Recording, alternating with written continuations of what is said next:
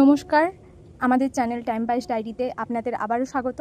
আজকে আমরা নিয়ে চলে এসেছি সুস্বাদু জুসি চিকেন মোমো এবং মোমো চাটনির রেসিপি। তো চলুন দেখে নেওয়া যাক আমরা কিভাবে এটা বানাই।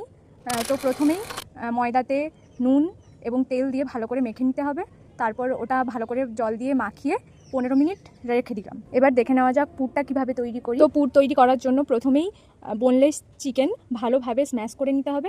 তারপর পেঁয়াজ, গাজর, ধনেপাতা এবং কাঁচা লঙ্কা ভালোভাবে একটি চপারে টুকরো টুকরো করে কেটে নিতে হবে। তারপর টুকরো করা সবজিগুলো ভালোভাবে চিকেনের সাথে মিশিয়ে নিলাম।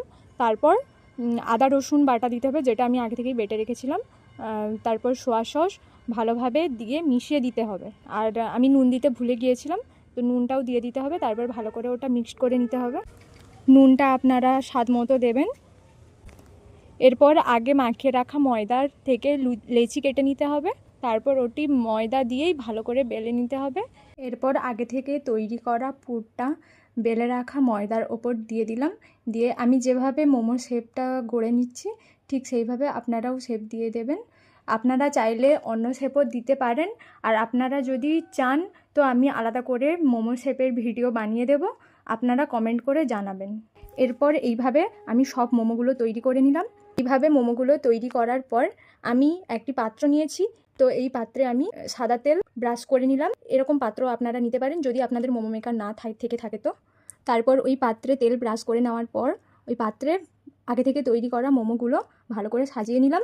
তারপর ওই মোমোর ওপরে আবার সাদা তেল ব্রাশ করে দিলাম। এরপর অন্য একটি পাত্রে জল নিয়ে তার উপরে মোমো দিয়ে সাজানো পাত্রটি রেখে দিলাম। তার উপরে একটি পাত্র ঢাকা দিয়ে মোমোটি তৈরি করে নিলাম। এরপর দেখে নেওয়া যাক চাটনিটা কীভাবে বানাই। প্রথমেই টমেটো, আদা, রসুন, কাঁচা লঙ্কা এবং শুকনো লঙ্কা ভালোভাবে ভাপিয়ে নেবেন। তারপর ভাপিয়ে নেওয়া সবজিগুলো মিক্সিতে ভালো করে মিক্স করে নেবেন। এরপর কড়াইতে 1 চামচ সর্ষের তেল দিয়ে ওই পেস্টটাকে ভালোভাবে তেলের ওপর দিয়ে দেবেন।